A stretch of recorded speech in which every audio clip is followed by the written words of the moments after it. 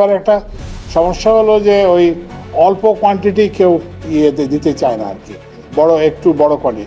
তো সেগুলো এগ্রিগেট করে বিপিসির মাধ্যমেও আমরা আনার জন্য বিপিসিকে অনুমতি দিয়ে দেওয়া হয়েছে। তো আমরা আশা করতেছি যে রমজানের আগে আশা করি এটা ইয়ে হবে।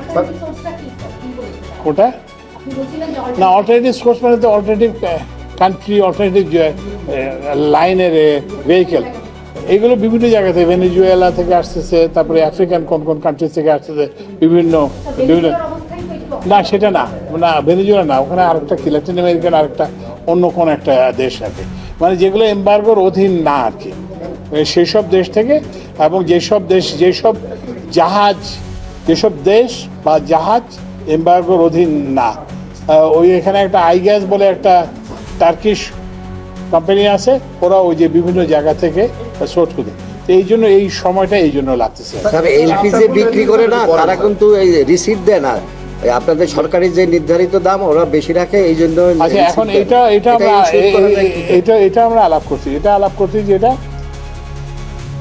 এখানে দুইটা জিনিস। একটা জিনিস হচ্ছে যে যারা ইয়ে করে আর কি, বটলাররা ইয়ে করে কিনা, তো এটা আমরা না যারা ইয়ে করে, হ্যাঁ, যারা বিক্রি করে এলপিজি অপারেটর যারা, তারা ইয়ে করে কিনা। তো এই ক্ষেত্রে আমরা দেখছি যে বেশিরভাগ ক্ষেত্রে তারা একটা মাত্র ক্ষেত্রে আমরা ইয়ে পাইছি যে অপারেটর নিজেই বেশি দাম ইয়ে করছে, আর অন্যান্য ক্ষেত্রে ওরা কিন্তু ওই ইয়ে নির্ধারিত যে বিআরসি নির্ধারিত দামে ইয়ে করতেছে।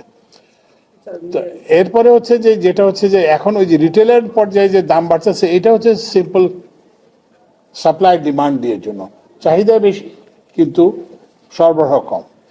তো এখন ওই যে ইয়ে করার সরবরাহ কম হওয়ার কারণে, ওই যে আমদানি কম হওয়ার কারণে, ওই যারা আমদানি করে তারা আগে নিজেরাও বটলিং করতো, এবং যারা বটলিং করে না তাদেরকেও দিত। এখন তো আর তাদেরকে দিতে পারতেছে না আর কি।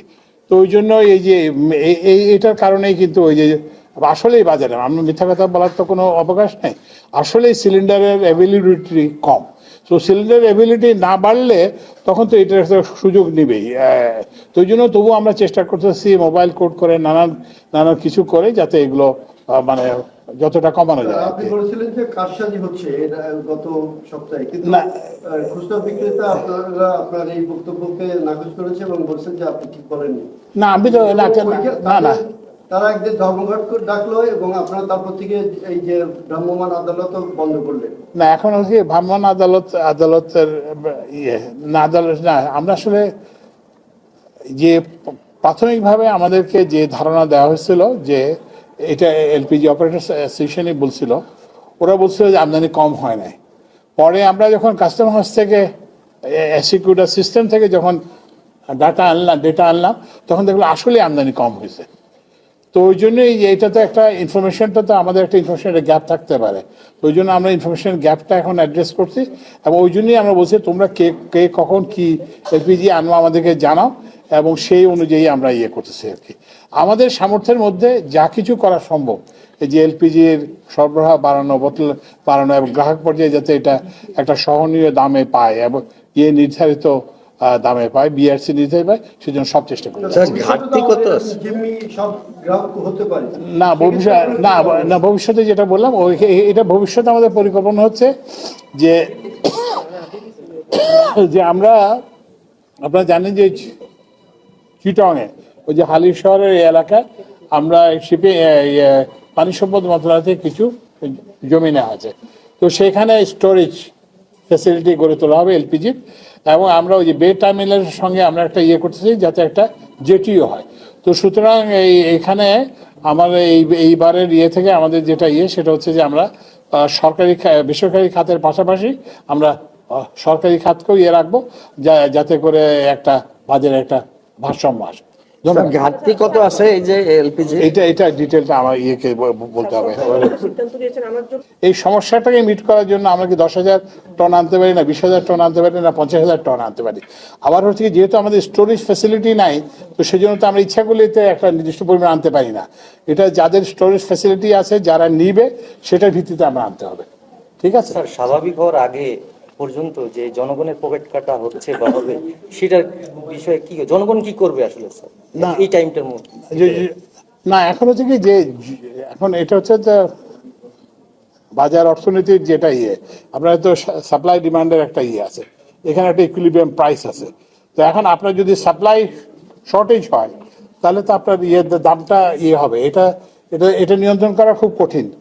তো কিন্তু যেটা বললাম এটার সমাধান হচ্ছে সাপ্লাইটাকে বাড়ানো। সাপ্লাইটা যদি আমরা বাড়াতে পারি তাহলে বাজার হবে। সেক্ষেত্রে সাপ্লাই কমিয়ে দিয়ে এলপিজি অপারেটররা স্যার সরকারকে কোনো বেকায়দায় ফেলার চেষ্টা করছিল কিনা নির্বাচনের পূর্বে? এইটা এইটা এটা মনে হয় ঠিক না। এটা আমার মনে হয় ঠিক না, কারণ এখন তো যারা মানে নতুন যে আসতেছে ওটাতে আমরা দেখতেছি যে দের ইজ এন আপটিক, মানে যে ইম্পোর্টটা বাড়তেছে। এটা আসলে যেটা মূল সমস্যা হয়ে গেছে, আমরা যেটা স্বীকার করব সেটা হচ্ছে যে এলপিজি যেহেতু বেসরকারি খাতে, এটা কিন্তু সরকারের কোনো নিয়ন্ত্রণ নাই, এটা হচ্ছে বিআরসির মাধ্যমে হয়।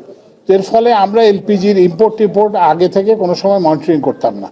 তো ওই জন্য আমরা এখন চিন্তা করতেছি যে আমরা ওই যে বিআরসি এবং জ্বালানি বিভাগের মধ্যে, কারণ এটা তো আমরা আগে থেকে যদি জানতে পারতাম তাহলে তো আমরা ব্যবস্থা নিতে পারতাম, কিন্তু আমরা তো সেই ইনফরমেশনটা আমাদের ছিল না। বাট এখন আমরা একটা সিস্টেম ডেভেলপ করতেছি যাতে করে ওই জ্বালানি বিভাগ এবং বিআরসি একযোগে বুঝতে পারে, আমরা যাতে হঠাৎ করে যাতে এরকম একটা পরিস্থিতির সম্মুখীন না হয় সেটার জন্য আমরা ব্যবস্থা আমাদের চাহিদা কি পরিমাণ থাকে আর ঘাটতি এখন কি পরিমাণে আছে? আমি এটা বললাম, এইটা খুব স্পেসিফিক প্রশ্ন, এটা কিন্তু ইয়েকে জিজ্ঞেস করতে হবে। স্যার একটা বিষয় হলো যে এর মধ্যে গ্রাহকদের কাছ থেকে নাকি 32,000 কোটি টাকা লুটে নেওয়া হয়েছে এই মূল্য বৃদ্ধি রিপোর্টে বেরিয়েছে। এই হিসাবটা হচ্ছে কি, আমি তো কনফার্মও করতে পারবো না, আমি ডিনাই করতে পারবো না। তো অবশ্যই যে লোক থেকে বেশি টাকা নেওয়া হয়েছে এইটা, কিন্তু এটা তো আপনি ঠিক ওই যেটা বলবেন যে এটা তো হচ্ছে যেহেতু সরবরাহ আমরা দিতে পারি নাই, সরবরাহ আমরা বাজারে রাখতে পারি নাই, তো সেই জন্য এটা হয়েছে। ঠিক।